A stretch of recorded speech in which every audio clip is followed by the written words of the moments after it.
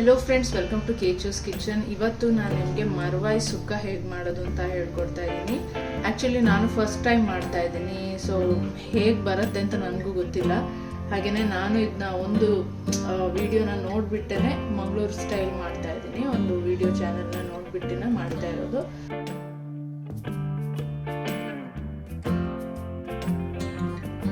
ನಮಗೆ ಇದು ಬೆಂಗಳೂರಲ್ಲಿ ನಾವು ಇದನ್ನು ಕಪ್ಪೆ ಚಿಪ್ ಅಂತೀವಿ. ಇದನ್ನ ಮಲೆನಾಡಲ್ಲಿ ಏನಂತಾರೆ, ಮಂಗಳೂರಲ್ಲಿ ಮರವಾಯಿ ಸುಕ್ಕ ಮಾಡೋಣ ಅಂತ ಹೇಳಿ ರೆಡಿ ಮಾಡ್ತಾ ಇದ್ದೀವಿ. ನಾವು ಹಿಂಗೆ ಒಂದು ವಿಡಿಯೋ ನೋಡಿ ಮಂಗಳೂರಲ್ಲಿ ರೆಸಿಪಿ ಮಾಡೋದನ್ನ ಮನೇಲಿ ನಾವು ಟ್ರೈ ಮಾಡ್ತಿದ್ದೀವಿ. ಹೇಗೆ ಬರುತ್ತೆ ಗೊತ್ತಿಲ್ಲ, ಸುಕ್ಕ ಮಾಡೋಣ ಅಂತ ಹೇಳಿ ನೋಡಿ. ಈ ಥರ ಶೆಲ್ಫ್ ಸಿಗುತ್ತೆ ಒಂದು ವೇ ಬರ್ತಾ, ನಮಗೆ ಮಂಗಳೂರಿಂದ ಬರ್ತಾ ಕಾಣಿಸ್ತು.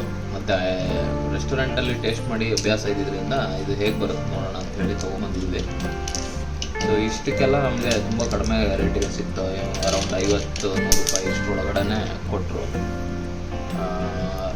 ರೇಟು ತುಂಬ ಕಡಿಮೆ ಇತ್ತು ನಾವು ತೊಗೊಂಡಾಗ. ಸೊ ಇವಾಗ ಇದನ್ನು ಓಪನ್ ಮಾಡಿಕೊಂಡು ಫ್ರೈ ಮಾಡಬೇಕಂತೆ. ಸೊ ಅದಕ್ಕೋಸ್ಕರ ಅದೇ ಒಂದಂತೆ ಓಪನ್ ಮಾಡಿ ಇಟ್ಕೊತಾ ಇದ್ದೀವಿ.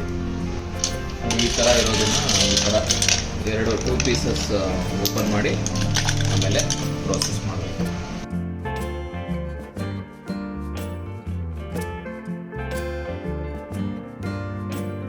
ರೆಡಿ ಮಾಡೋದಕ್ಕೂ ಮುಂಚೆ ಇದನ್ನು ಅಟ್ಲೀಸ್ಟ್ ಒಂದಿನ ನೀರಲ್ಲಿ ನೆನೆಸಿರ್ಬೇಕಾಗ್ತದೆ. ಯಾಕಂದರೆ ಇದರಲ್ಲಿರೋ ಮರಳು, ಮಣ್ಣು, ಗಲೀಜು ಏನಾದರೂ ಇದ್ದರೆ ನೀರು ಹಾಕ್ಬಿಟ್ರೆ, ನೀರು ಹಾಕಿ ಒಂದಿನ ಇಟ್ಟರೆ ಅದು ನೀಟಾಗಿ ಕ್ಲಿಯರ್ ಆಗುತ್ತಂತೆ. ಸೊ ನಿಮಗೆ ಟೈಮ್ ಇಲ್ಲ ಅಂತ ಹೇಳಿದ್ರೆ 3-4 ಗಂಟೆ ಕೂಡ ಇಡ್ಬೋದಂತೆ. ಸೊ ಹಂಗಾಗಿ ನಾವು ಆಲ್ಮೋಸ್ಟ್ ತಂದು 1 ಡೇ ಮೇಲಾಯಿತು. ಸೊ 24 ಅವರ್ಸ್ಗಿಂತ ಜಾಸ್ತಿನೇ ಇಟ್ಟಿದ್ದೀವಿ. ಸೊ ಹೋಪ್ಫುಲಿ ಚೆನ್ನಾಗೇ ಬರುತ್ತೆ ಅಂತ ಪ್ಲ್ಯಾನು. ಮತ್ತು ತರ್ತಾನೆ ಏನಾದರೂ ಇದು ಓಪನ್ ಆಗಿತ್ತು ಅಂತ ಹೇಳಿದ್ರೆ ಅದು ಹಾಳಾಗೋ ಚಾನ್ಸಸ್ ಇರುತ್ತೆ. ಸೊ ಆಲ್ರೆಡಿ ಓಪನ್ ಆಗಿದ್ರೆ ಅದನ್ನು ಬೆಟರು ಯೂಸ್ ಮಾಡದೇ ಇರೋದು ಒಳ್ಳೆಯದು. ನಾನಿಲ್ಲಿ ತೆಂಗಿನೆಣ್ಣೆ ಹಾಕ್ಕೊಳ್ತೀನಿ, ಸ್ವಲ್ಪ ಹಾಕ್ಕೊಳ್ತೀನಿ. ಮಸಾಲೆ ಮಾಡ್ಕೊಳ್ಳೋಕ್ಕೋಸ್ಕರ ಹಾಕ್ಕೊಳ್ತಾ ಇರೋದು, ಅಂದರೆ ಮಸಾಲೆ ರುಬ್ಬಕ್ಕೋಸ್ಕರ. ಇಲ್ಲಿ ನಾನು 10-12 ಬ್ಯಾಡಗಿ ಮೆಣಸಿನ್ಕಾಯಿ ಹಾಕ್ತಾ ಇದ್ದೀನಿ. ಸೊ ಇದನ್ನು ಇವಾಗ ನಾವು ಸ್ವಲ್ಪ ಕೆಂಪಾಗಿ ರೋಸ್ಟ್ ಮಾಡ್ಕೋಬೇಕು. ಸ್ವಲ್ಪ ಗರಿ ಗರಿ ಆದರೆ ಈಸಿಯಾಗಿ ಜಾರಲ್ಲೂ ಚೆನ್ನಾಗಿ ಪೌಡರ್ ಆಗುತ್ತೆ. ನೋಡಿ, ಇಲ್ಲಿ ರೋಸ್ಟ್ ಆಗಿದೆ. ನಾನು ಇದನ್ನ ಪ್ಲೇಟ್ಗೆ ಶಿಫ್ಟ್ ಮಾಡ್ತೀನಿ. ಸೇಮ್ ಪ್ಯಾನ್ಗೆ ಕೊತ್ತಂಬರಿ ಹಾಕ್ಕೊಳ್ತಾ ಇದ್ದೀನಿ. 1 ಟೇಬಲ್ ಸ್ಪೂನ್ ಹಾಕಿದ್ದೀನಿ. ಹಾಗೆಯೇ ಸ್ವಲ್ಪ 8-10 ಕಾಳಷ್ಟು ಮೆಂತ್ಯ, ಜೀರಿಗೆ 1/4 ಟೀ ಸ್ಪೂನ್. ಈಗ ಒಂದು ಸ್ವಲ್ಪ ಸಾಸಿವೆ, ಅಂದರೆ ನೋಡಿ 1/4 ಟೀ ಸ್ಪೂನ್ಗಿಂತ ಸ್ವಲ್ಪ ಕಮ್ಮಿನೇ ಸಾಸಿವೆ. 4-5 ಬೆಳ್ಳುಳ್ಳಿ. ಇದನ್ನು ನಾವು ಸ್ವಲ್ಪ ಲೈಟಾಗಿ ಫ್ರೈ ಮಾಡ್ಕೊಳ್ಳೋಣ. ಇದು ಇವಾಗ ಒಂದು 2 ನಿಮಿಷ ಫ್ರೈ ಮಾಡಿದ್ದೀನಿ. ಇದನ್ನು ಪ್ಲೇಟ್ಗೆ ಶಿಫ್ಟ್ ಮಾಡ್ತಾ ಇದ್ದೀನಿ. ಈಗ ಸೇಮ್ ಪ್ಯಾನ್ಗೆ ಕಾಯಿ ಹಾಕೊಳ್ತಾ ಇದ್ದೀನಿ. ಮರ್ವಾಯಿ ನಾನು ಒಂದು ಅರ್ಧ kg ಇರ್ಬೋದು ಅಷ್ಟೇ, ಜಾಸ್ತಿ ತಗೊಂಡಿಲ್ಲ. ಹಾಗಾಗಿ ಎಷ್ಟು ಬೇಕೋ ಅಷ್ಟು ನೋಡಿಕೊಂಡು ಹಾಕ್ತಾ ಇದ್ದೀನಿ. ಇದನ್ನು ನಾವು ಕೆಂಪುಗಾಗೋ ಥರ ಫ್ರೈ ಮಾಡೋದು ಬೇಡ, ಸ್ವಲ್ಪ ಲೈಟಾಗಿ ಫ್ರೈ ಮಾಡಬೇಕು. ಹಾಗೆಯೇ ಇದ್ರ ಜೊತೆ ಸ್ವಲ್ಪ ಅರಿಶಿನ ಹಾಕ್ಕೊಳ್ಳೋಣ. ಸೊ ಹಾಗೆ ಸುಮ್ಮನೆ ಆ ತೇವಾಂಶ ಏನಿದೆ ಅದು ಫುಲ್ ಡ್ರೈ ಆಗಬಾರ್ದು.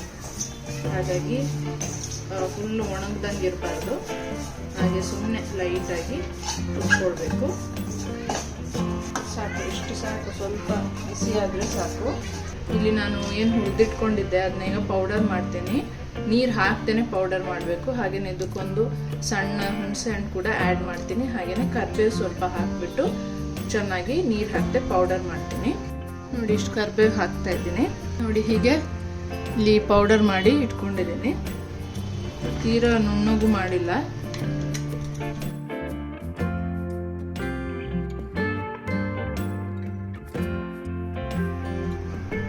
ಈಗ ನಾನು ಏನು ಪೌಡರ್ ಮಾಡಿ ಇಟ್ಕೊಂಡಿದ್ದೆ ಅದನ್ನ ಈ ಕಾಯಿ ತುರಿ ಜೊತೆ ಮಿಕ್ಸ್ ಮಾಡ್ತೀನಿ.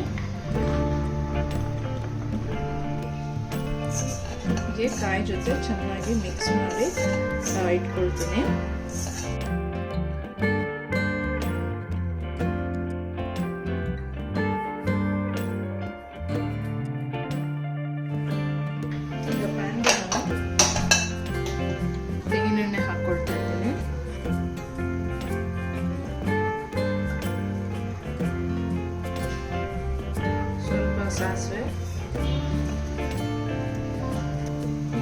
ಕರಿಬೇವು, ಹಾಗೆಯೇ 5 ರಿಂದ 6 ಬೆಳ್ಳುಳ್ಳಿ ಜಜ್ಜಿಟ್ಕೊಂಡಿರೋದು,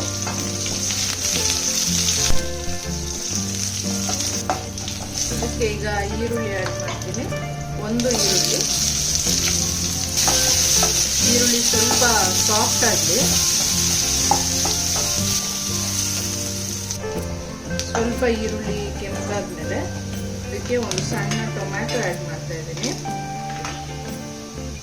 ಟೊಮ್ಯಾಟೊ ಆಪ್ಷನಲ್, ನಿಮಗೆ ಬೇಕಾದರೆ ಹಾಕೋಬಹುದು.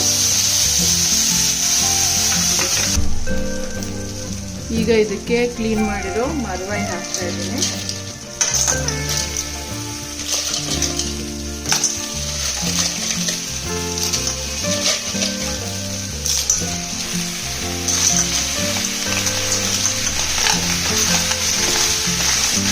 ಜೊತೆಗೆ ಈಗ ಉಪ್ಪು ಕೂಡ ಆ್ಯಡ್ ಮಾಡೋಣ. ಕಲ್ಲುಪ್ಪು ಹಾಕ್ತಾ ಇದ್ದೀನಿ. ಹಾಗೆಯೇ ಸ್ವಲ್ಪ ನೀರು. ಈಗ ಬೇಯಬೇಕು, ಚೆನ್ನಾಗಿ ಬೇಯಬೇಕು. ಹಾಗಾಗಿ ನೀರು ಹಾಕಿ ಮೀಡಿಯಂ ಫ್ಲೇಮಲ್ಲಿ ಇಟ್ಬಿಟ್ಟು ಬೇಯಿಸೋಣ.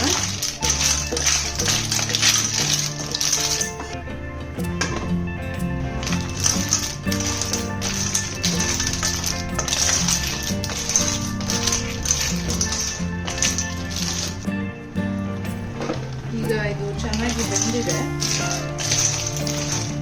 ಇದಕ್ಕೆ ಈಗ ನಾವೇನು ಮಸಾಲ ಮಾಡ್ಕೊಂಡಿದ್ದೀವಿ, ಸುಕ್ಕ ಮಸಾಲ, ಅದನ್ನು ಹಾಕೊಳ್ಳೋಣ.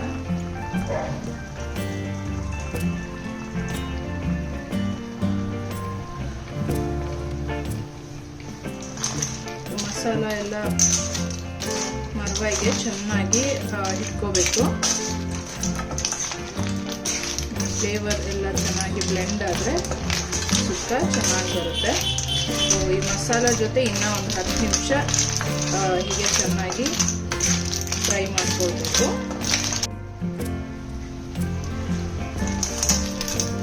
ಈಗ 5 ನಿಮಿಷ ಆಗಿದೆ. ಇವಾಗ ಚೆನ್ನಾಗಿ ಮರ್ವಾಯಿ ಸುಕ್ಕ ರೆಡಿ ಇದೆ. ಎಲ್ಲ ಚೆನ್ನಾಗಿ ಬ್ಲೆಂಡ್ ಆಗಿದೆ. ಹಾಗೆಯೇ ಒಳ್ಳೆ ಸ್ಮೆಲ್ ಬರ್ತಾ ಇದೆ, ಒಳ್ಳೆ ಫ್ಲೇವರ್ ಇದೆ. ಉಪ್ಪು ಎಲ್ಲ ಮಸಾಲ ಎಲ್ಲ ಕರೆಕ್ಟಾಗಿದೆ.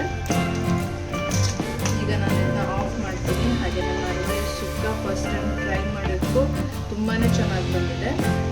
ಹಾಗೆ ನೀವು ಟ್ರೈ ಮಾಡಿಬಿಟ್ಟು ಹೇಗಿತ್ತು ಅಂತ ತಿಳಿಸಿ. ಮತ್ತೆ ನಿಮ್ಮನ್ನು ನೆಕ್ಸ್ಟ್ ವಿಡಿಯೋದಲ್ಲಿ ಮೀಟ್ ಆಗ್ತೀನಿ ಹೊಸ ರೆಸಿಪಿ ಜೊತೆ. ಅಲ್ಲಿವರೆಗೂ ಬಾಯ್.